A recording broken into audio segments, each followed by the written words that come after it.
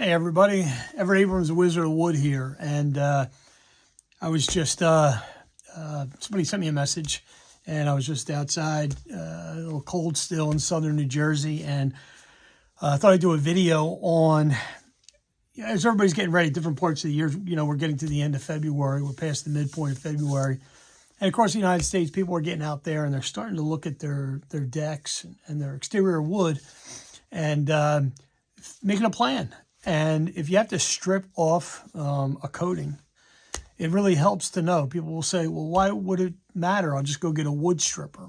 Well, the truth of the matter is when you get into stripping wood, there is sodium hydroxide based strippers, which are really effective on oils, but they're very limited to that. Not very good at water base at all. Sodium hydroxide just doesn't want to cut the water base products, and then people start adding different things to sodium hydroxide, or they'll look at other types of strippers that are out there available, which are usually solvent based that help with the water base. But no matter what you're going to use, whether you're using a just to set the the perception is the stripper is going to take off everything, and it doesn't. Okay, you're still going to have some sanding to do where the mat was, where the table was. Some's going to come off better than the other. Some up next to the house, which may have been protected a little bit, might not come off as well. So there's going to be some sanding involved, usually is, but you want to get as minimal as possible. So to do that, you want an effective stripper. For contractors, they're going to add things. They're actually probably going to use potassium hydroxide instead of sodium hydroxide, or a good stripper will have both in it, and probably some butyl in it. People will add that to it as an additive. It helps remove a water-based coating or multiple coatings. So anyway, let's get to it.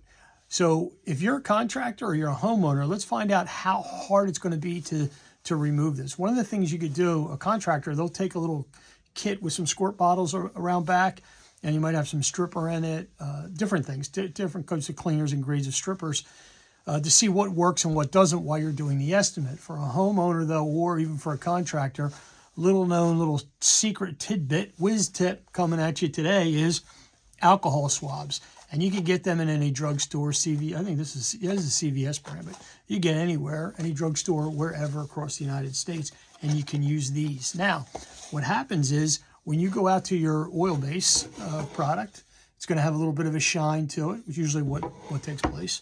And then you have a water base, which is a little more dull, but it'll have it depends on the stain. And I used a darker color so that it would show up well on the alcohol swab. And all you have to do is take the alcohol swab. And this is just simple and easy. And this will get, even if whether you're experienced or inexperienced, this kind of takes the guesswork out of it. So you get your alcohol swab, okay? And you're going to take it and you're going to rub it on an oil base. And we're going to do this, okay? And if you look, we got like nothing there. A little bit, probably was dirty, dusty, but that's it. When we take it onto the water base, watch this.